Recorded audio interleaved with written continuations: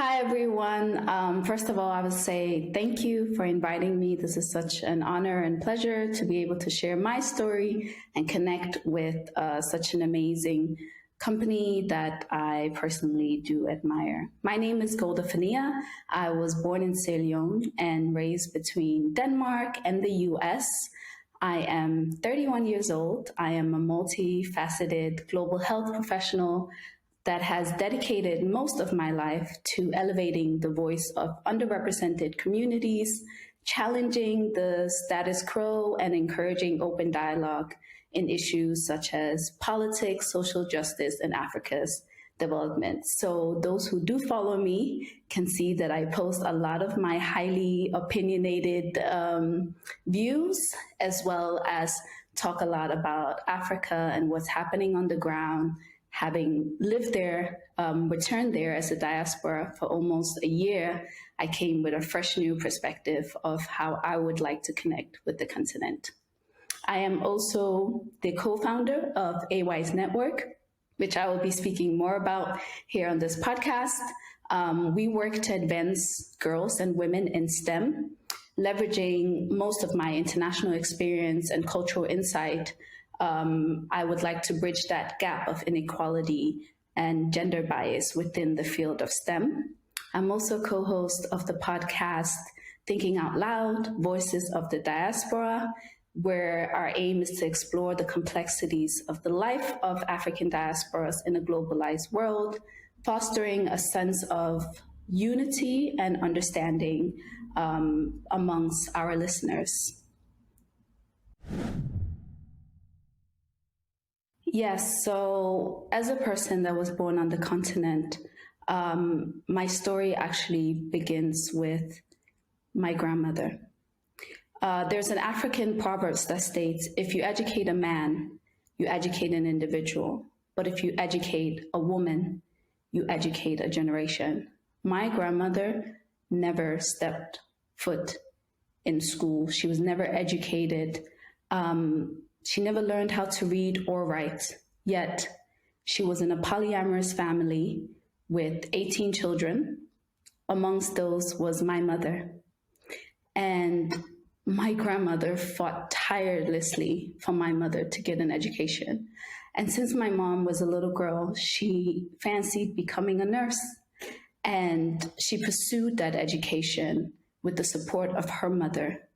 And my mother's pursuit of nursing gave her the opportunity to flee the civil war in Sierra Leone and give a better opportunity for her children, which is my sister and I. My sister is also the co-founder of A.W.I.S.E network. So we are living proof of what it means to educate one girl child. And we had the privilege of graduating from a science and technology education, now as the first generation to have such higher education within STEM, having completely transformed the life of myself and our family. And our immigrant story is one of many. We believe that there are millions of girls out there who are just as deserving of a chance to learn and to thrive. And our mission is to inspire, to educate, and empower the next generation of STEM professionals, ensuring that every girl has the chance to reach her full potential. So before I go into that, I just want to give some background. The STEM industry is projected to grow faster than any other sector. According to the World Economic Forum, it's predicted that 75 million new jobs will open by 2025 within STEM. And in Africa, there's a huge demand for that. So what we know is that 75% of Africa's population is under the age of 25. And 65% of the primary school goers now will have jobs that do not even exist. So one trend that we're currently seeing within this field is that there's an emphasis on diversity, equity, and inclusion. The world is looking towards a diverse talent And with the growing population of Africa and its youth, they are going to be the target, they're going to be the future. So what is happening now, this means that people on the continent and the diaspora can pursue careers in science technology that can give us a competitive edge, where we ourselves can begin to do research to build and to create and develop solutions for our own problems. Secondly, there's an increased emphasis on digital literacy. In 2021, I returned to Sierra Leone to work as a project coordinator for the Directorate of Science, Technology, and Innovation. And amongst that, one of my projects was to upskill our citizens to create digital skills that would enable them to get jobs, especially with the current trend of digital jobs being more and more available. So it's such an important implication for individuals who are looking to market themselves on an international plane, that they have skills within computer, coding, data analytics, and seeking out training that can help them in that front. The third trend is the growing importance of interdisciplinary and soft skills. I know I've spoken a lot about the technical aspect, but being able to communicate, being able to work with people from different disciplinaries, social sciences as well, and having projects see the solution from so many different perspectives becomes so much more important. So don't forget that skills such as being able to just create relationships and building on relationships is an important aspect of staying relevant and important in this field. So as mentioned, according to data from the National Science Foundation, women make up only 25% of the STEM workforce. There's still a gender inequality in this field that discourages and limits girls and women from pursuing STEM careers. Certain challenges come from assumptions and implicit biases that girls or women don't necessarily want careers in STEM, that maybe they want careers that are not so technical or that so demanding. Women in West Africa show significant cultural and social barriers. Their lack of role models, mentors for women in STEM, which can kind of make it difficult for people to see themselves in those roles or know where to begin.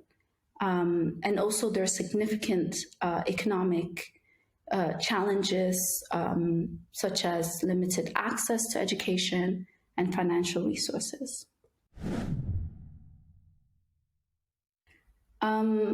Honestly, I do not have any regrets in my career choice. I'm still forming my career. So for me, being able to create a network as A.W.I.S.E network is to encourage people to see the possibilities, the different possibilities in what it means to have a career. We're living in a world now where people can have careers that has nothing to do with the education that they've taken. And I am one of those people. So I am forming a career now based on the interests and the passions that I have discovered about myself by exposing myself to different jobs and community building and volunteering.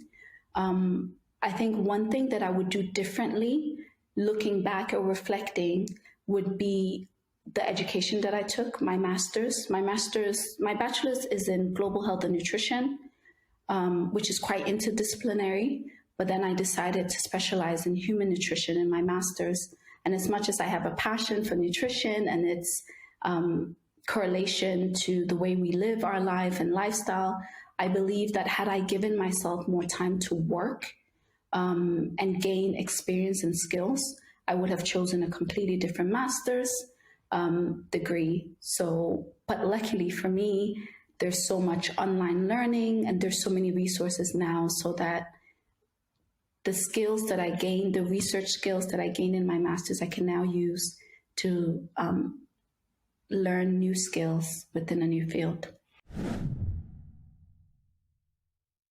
A lot of times, life can seem unfair. You look around and you see other people around you progressing. You see opportunities being given to other people, and you feel kind of left out, overseen, not important.